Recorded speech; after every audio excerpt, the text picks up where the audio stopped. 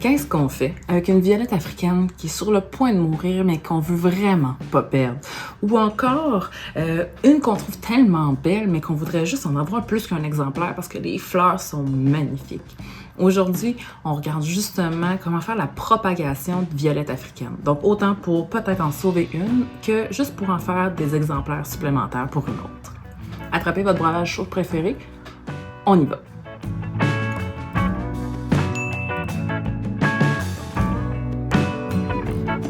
Donc, propagation de violettes africaines. Comme je le disais dans la petite intro, ça peut être pour plus qu'une raison. Donc, faire des doublons, donner en cadeau, encore suite à un achat. Donc, ça aussi, je vais vous en parler un petit peu plus tard dans la vidéo. Comment on gère là, justement l'achat de violettes africaines.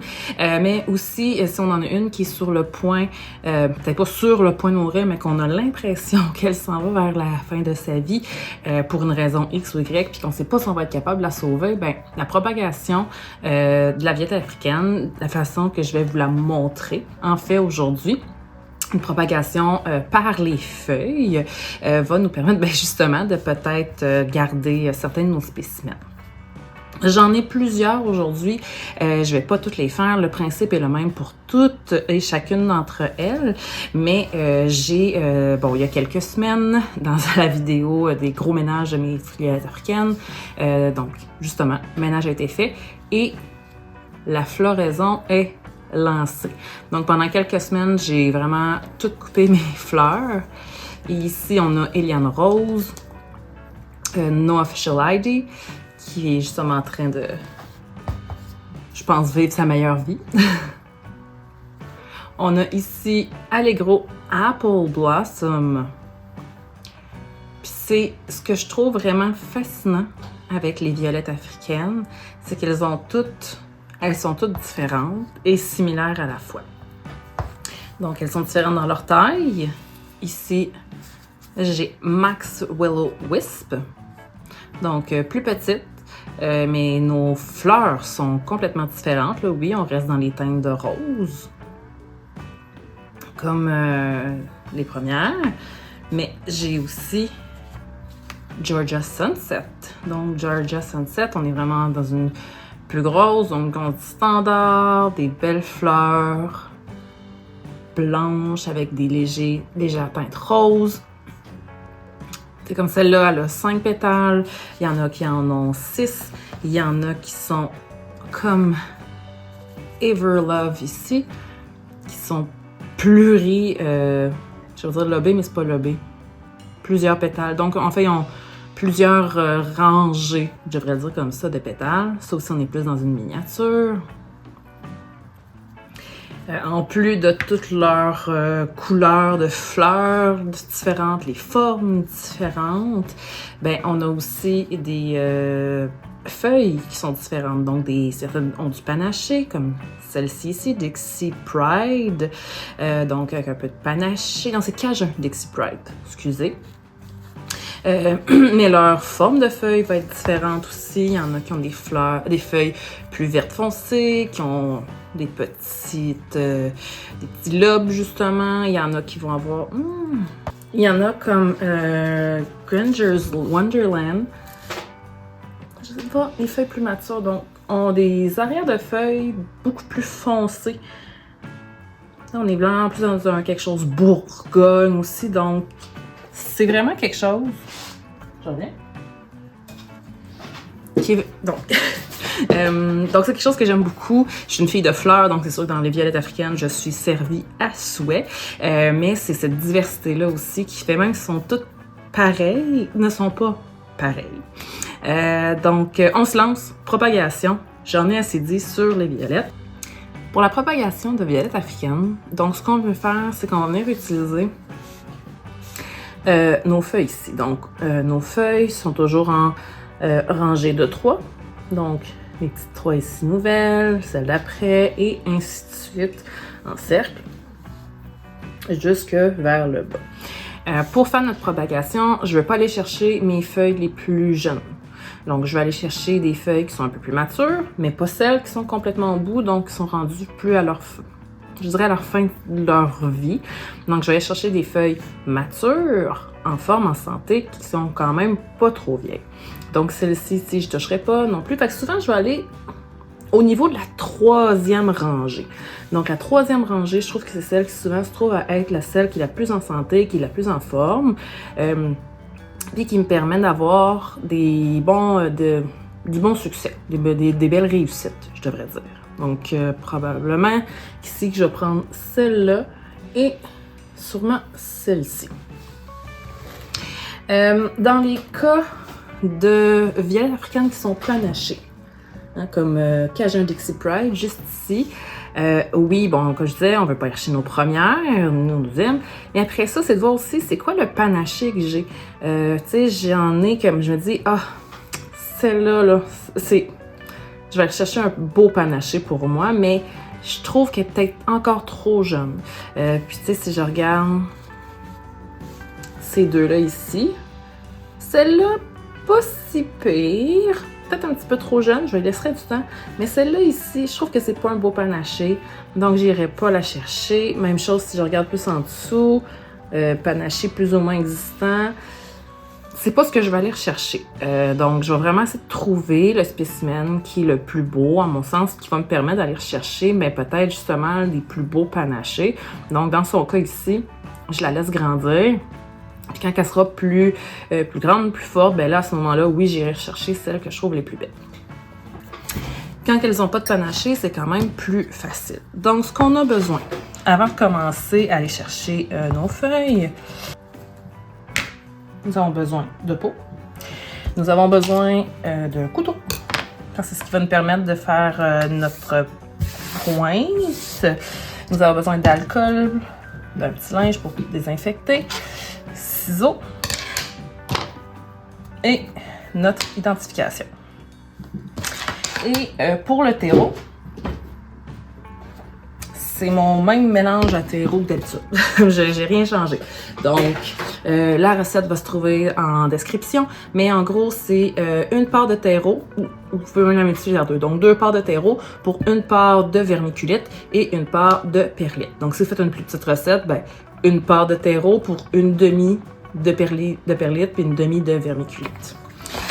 Et avant de l'utiliser, on veut l'humidifier légèrement. Cette légère humidification permet... Non, il faut rester couché. Cette légère humidification va permettre de pas avoir besoin en fait de trop arroser les premiers jours.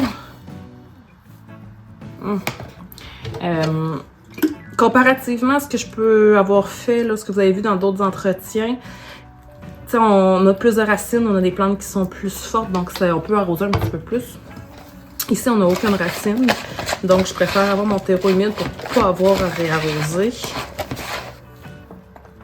Et je vais avoir quelque chose un peu comme ça, qui se tient un peu quand je pèse, mais quand même friable quand je relâche. Fait que je sais pas si c'est quand même évident. C'est un peu le même principe que quand on fait des semis. Quand on fait des semis, c'est un peu la même chose. Donc, on fait nos semis, on veut avoir un terreau justement qui est un petit peu humide, qui se tient un peu, mais pas trop. Comme ça nous évite de faire trop d'arrosage. Fait que j'en ai 5. Je vais en faire 2 par pot. En fait, je vais faire 2 propagations par violette. Donc, 1 par pot. Fait que je vais me remplir mes petits pots. Comme ça va déjà être fait. Puis on embarque pour la suite après.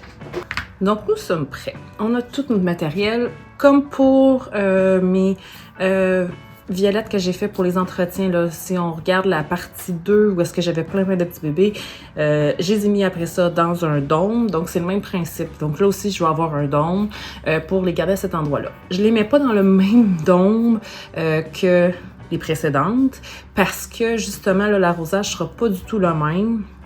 Donc, je préfère les garder séparés. Quand elle va être un petit peu plus forte ou quand il va commencer à avoir justement des petits bébés violettes qui sortent du terreau, là, je pourrais les mettre ensemble. Ça, c'est vraiment un truc très, très personnel. Je trouve que pour moi, c'est plus facile de faire mon suivi comme ça puis d'éviter un surarrosage. C'est vraiment très, très personnel. Donc, on va aller justement... on va aller avec Georgia Sunset. Donc, comme toujours, on veut identifier nos peaux. Il n'y a rien de plus... Il n'y a rien qui ressemble plus à une violette qu'une violette qui commence. Là. Pour vrai, ça se ressemble tout. Donc, ce que je vais faire... Je regarde mon cœur. Fait que ici, j'ai mes 3 bébés, j'ai mes 3 prochaines. Là, j'ai dit probablement que celle-ci, là, et celle-ci, juste ici. Donc, ce que je viens faire, je viens vraiment couper le plus près que je peux. Même des fois, j'ai pas besoin de tant de couper que... Et voilà. Juste y faire une petite pression. Ça dépend des violettes. Est-ce que je suis capable? Yes! Comme ceci. Ok, j'ai eu un petit pépin sur l'enregistrement. Donc, on va passer à la prochaine plante à ce moment-là. On va aller chercher... Allez, gros. Apple Blossom. Donc, ce que je disais, on recommence. Là, c'est peut-être un petit peu plus difficile parce que là, elle garde ses fleurs très serrées et beaucoup à la verticale comparativement à cette petite-là qui sont un petit peu plus éparpillées. Même chose pour Georgia Sunset. Apple, elle me les garde vraiment très serrées en petits tours. Fait que ça va peut-être être un petit peu moins évident. Donc c'est pour ça que j'en ai plusieurs pour qu'on puisse voir le tout. Mais une fois, first thing first, qu'est-ce que j'avais dit? On identifie les peaux. Ça se peut aussi que vous en ayez juste une. Si vous en avez juste une, ben c'est pas grave, là. Vous n'avez pas besoin de l'identifier. C'est juste que, comme vous voyez, j'en ai pas juste une variété. Donc, pour celle-ci, ce que je vais faire, je vais commencer par séparer pour vous montrer. Donc, notre cœur. Je ne touche pas aux petites premières, je touche pas aux deuxièmes. Puis même, je trouve que ma 3e rangée sont pas très grosses. Donc, 3e, 4e. Avec ce que je vais faire, je vais vraiment me diriger un petit peu plus loin. Pas trop loin, parce que je vais quand même garder des feuilles en santé. Celle-là semble bien. Puis celle-là aussi. Donc, ce que je fais, on peut y aller avec les ciseaux pour couper le plus près possible du tronc. Par contre, moi, ce que j'aime bien faire, c'est d'y aller plus délicatement et avec mon doigt, juste doucement aller la chercher pour la casser. Et je vais m'en chercher une deuxième. Je vais aller chercher celle-ci. Selon la grosseur des feuilles, selon la grosseur du plant, oui, c'est possible qu'elle devienne un petit peu dégarnie. C'est pas grave. On va faire avec. La plante va survivre, elle va juste mieux se développer après. Avant de justement faire la suite, nettoyage à l'alcool de mon couteau.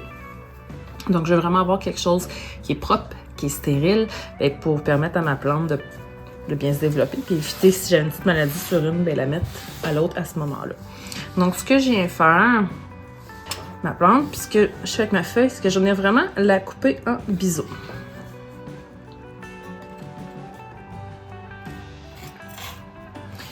Le fait de la tailler en biseaux fait que c'est plus facile à rentrer dans le pot, beaucoup. Et en même temps, ça lui permet d'aller chercher le plus d'unités possible. Donc, une fois que j'ai mon biseau qui est fait, ce que je viens faire, je viens juste glisser à l'intérieur de mon terreau. Rien d'autre. Je fais juste ça. La propagation de violette africaine, elle est facile. Biseau, terreau. Terminé. C'est vraiment juste ça. Donc, c'est une façon aussi d'acheter les violettes africaines. Donc, les violettes africaines peuvent être achetées de plein de façons. Mais souvent, ce qu'on va retrouver, ça peut être bon, des petites plantules. Donc, un tout petit plant, un peu comme les petits bébés là, que je suis en train de faire. Donc, un tout petit plant comme celui-ci. Donc, tout petit, qui est déjà en terreau et qui a déjà commencé sa petite vie. Ça, de toute façon, c'est une façon de les acheter. On peut aussi acheter des plants matures, déjà en fleurs, en pépinière, mais on peut aussi acheter que la petite feuille, tout simplement, selon l'endroit où on achète, bien sûr. Puis c'est ça qui vient aussi jouer un peu sur le prix. Donc un plant adulte qui est en fleurs à pépinière, oui, il va être plus cher que ma petite plantule, en théorie, et ces deux-là vont être aussi plus chers que mes petites feuilles. Donc, quand j'achète des feuilles, elles vont arriver, puis ce que je vais faire, en fait, c'est ce que je fais en ce moment. Donc, celle-ci est en train de me faire un drageon, juste là. Fait que ce que j'ai fait, c'est que j'ai déjà cassé sa petite feuille. Je vais aller couper mon drageon.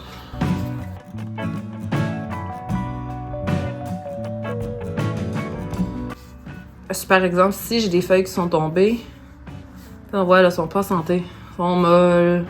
Ils ont commencé justement à casser ici. Ils sont en train de se décolorer. Ils sont vraiment pas en santé comparativement à celle-ci qui est bien ferme. Qui, oui, a peut-être besoin d'une petite réhydratation. Elle roule sur elle-même. Pas si pire. Mais tu sais, je prendrais pas ça. Parce que j'aurais pas de succès, probablement.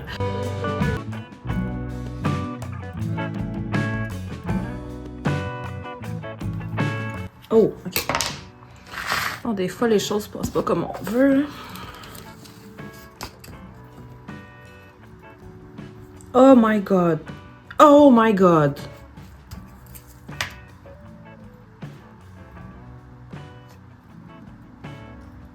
Ok. La base a cassé. Qu'est-ce que vous voulez que je fasse avec ça? Donc, la base a cassé. C'est peut-être quand j'ai enlevé mon autre drageon. Ouais, Parce que la deuxième que j'ai enlevée avait des racines. Ok. Ben, je vous reviens. Je vais gérer maintenant ma Little One, qui a aussi une feuille que je voulais gérer, 2 drageons et son pot. Donc, suite après la pause.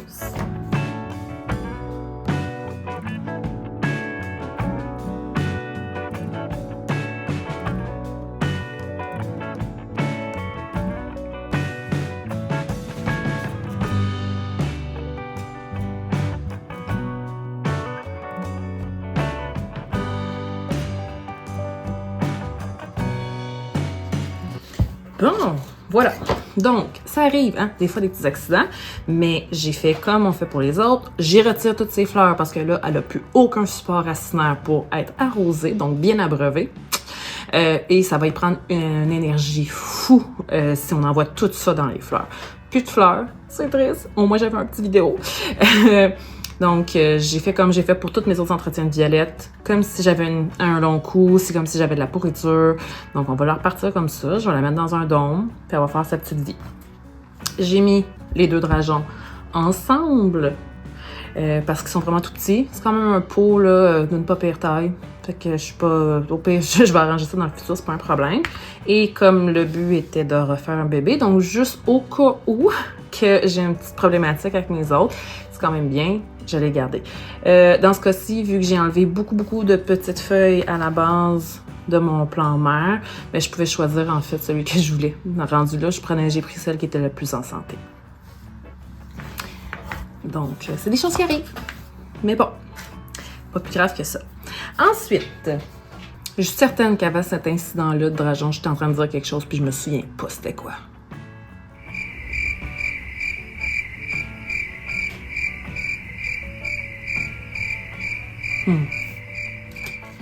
J'étais en train de vous parler de l'endroit où vous les achetez. Vous pouvez avoir des plantes mères, vous pouvez avoir des plantules, vous pouvez avoir des feuilles. Ok, je pars de là. Quand c'est des feuilles, donc ça, c'est un petit peu moins cher. Donc, ça permet d'avoir justement accès à peut-être des variétés qui seraient plus chères si c'était plante-mère. On sait que oui, il y a un petit risque hein, que peut-être qu'on la perde. Donc, ça aussi, ça faut le prendre en considération. Mais tu sais, souvent, l'achat de 1 ou 2 feuilles nous permet de faire une grande quantité de bébés, puis après ça, d'en faire d'autres plants aussi. C'est plus facile pour les envois aussi par la poste, là, pour des plantes, parce que c'est juste des petites feuilles. Puis ça survit très bien. C'est pour ça que quand je les reçois, je vais toujours faire le même processus. Je ne la mettrai pas en terre directement. Il y a sûrement un callus qui a commencé à se créer dans le transport. Donc, pour vraiment aider la plante à son maximum, puis lui permettre de bien faire son développement, puis après ça, de pouvoir nous donner justement des petites plantules, ben, il faut vraiment la stimuler puis la revitaliser. Voyons! Une autre qui me fait des drageons.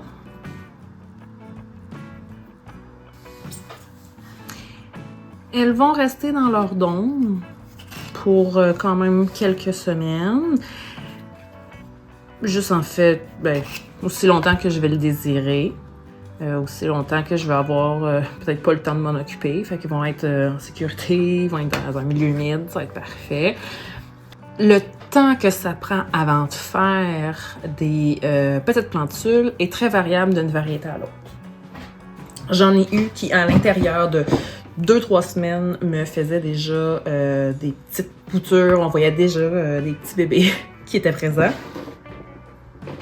Mais j'en ai eu d'autres que ça a pris aussi longtemps que 5-6 semaines. Donc, il y a clairement des variétés pour lesquelles c'est plus facile ou on dirait que ça semble plus rapide, alors qu'il y en a d'autres que c'est pas du tout le cas. Tant que la feuille est verte, qu'elle semble être saine, qu'il n'y a pas de décoloration, surtout lorsque vous la prenez, puis que vous tirez un peu dessus légèrement, surtout si vous faites « Oh! Je suis pas capable de la tirer. » Là, je suis capable, il n'y a rien, là. Pas de racines, mais si vous dites « Ah, je suis pas capable de la tirer », il y a des racines qui se sont créées. Donc, tant qu'il y a de la verdure, j'y laisse aller. Pour vrai, là, à moins d'avoir une plante qui soit en train de clairement mourir, qui est toute molle, qui semble pourrir, là, oui, je vais l'enlever. Mais sinon, je la laisse là. Puis je vais la laisser là aussi longtemps qu'elle va en avoir besoin. Donc, soyez pas inquiets, ça fait plusieurs semaines, puis il n'y a rien qui se passe. Ça peut arriver. Il y a des variétés comme ça. Bon, ma petite dernière. Petite dernière, je crois que je vais aller chercher celle-ci. Bon, celle-là, je suis pas capable de la casser. Je la coupe le plus près. Et celle-ci. Oh, Everlove veut vraiment pas casser. Correct.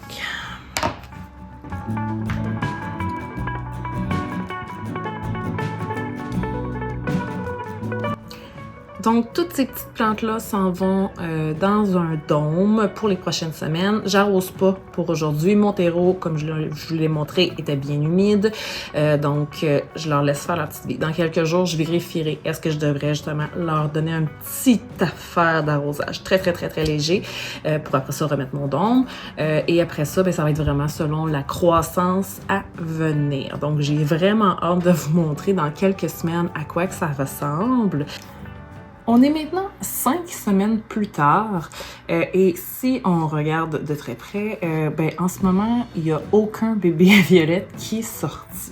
Par contre, j'ai des feuilles qui sont très vertes, qui sont très en santé. Lorsque je veux tirer doucement dessus, j'ai de la résistance. Donc, je ne vais pas tirer plus parce que je veux garder mes racines dans leur meilleur état. Mes feuilles sont vertes, sont croquantes. Je sais, c'est un peu un drôle de terme, dans le sens sont fermes. C'est le terme que je cherche. Donc, elles sont fermes, elles sont vertes. J'en ai certaines peut-être un petit peu plus molles. mais aussi de la résistance quand je tire légèrement sur mes feuilles. L'apparition, comme je le disais, va varier selon plusieurs conditions, l'apparition de nos bébés. Selon la température, la luminosité. C'est sûr qu'on veut un endroit qui a une belle luminosité. On veut garder l'humidité aussi avec le dôme pour pouvoir l'aider parce que justement, elles ne peuvent pas absorber l'eau comme elles le faisaient avant. Et aussi la température. Donc là, en ce moment, on se retrouve dans mon sous-sol où est-ce que c'est un peu plus frais versus si je les tenais à l'étage où est-ce qu'il y a une plus belle chaleur. Peut-être ce sera un petit peu plus rapide. Tant qu'elles gardent leur verdure, leur fermeté, je laisse ça aller sans problème. Donc ça fait maintenant 5 semaines. Elles se sont enracinées ou elles sont dans un processus d'enracinement. Je les laisse faire leur petite vie sans plus. Donc, ça fait 5 semaines depuis la propagation des feuilles. Ça fait maintenant 10 semaines depuis la dernière vidéo où est-ce que j'ai fait vraiment un énorme ménage, mais toutes de mes mini, où est-ce que je me suis retrouvée à avoir 17 d'une variété. En ce moment, ça va quand même très bien. Donc, dans mes pertes, j'en ai une qui est vraiment complètement décédée. J'en profite justement parce que ça fait 10 semaines pour faire un petit ménage, enlever ce qui est décédé pour pas avoir une certaine pourriture qui se passe. J'ai celle-ci qui veut, mais qui s'en va beaucoup. Non, je pense que non. Le cœur est vraiment en train de passer à travers, fait que je vais aussi l'éliminer. De toute façon, j'ai tellement de doublons sur les quelques, là, je disais 17 plus les autres. Je devais avoir pas loin d'une trentaine de violettes dans ce dôme-là. Je pense en jeter seulement 3. Donc, ce qui est quand même un très bon pourcentage de réussite. Celle-ci, on dirait qu'elle veut m'en faire une nouvelle au cœur, mais elle veut me faire des fleurs. Je vais essayer de voir si je coupe ses fleurs, puis si je coupe les feuilles un peu plus maganées, si j'arrive à quelque chose. Sinon... Même chose ici, si j'en ai une qui s'en vient un petit peu fatiguée, l'autre qui ne l'est pas. Donc, je vais faire un petit ménage. Celle-ci est très en forme, tellement qu'elle est aussi en train de faire une fleur. Hop, elle est très, très, très solide. Vu qu'elle est très solide, j'y laisse faire sa floraison. J'avais aussi fait le test de juste couper.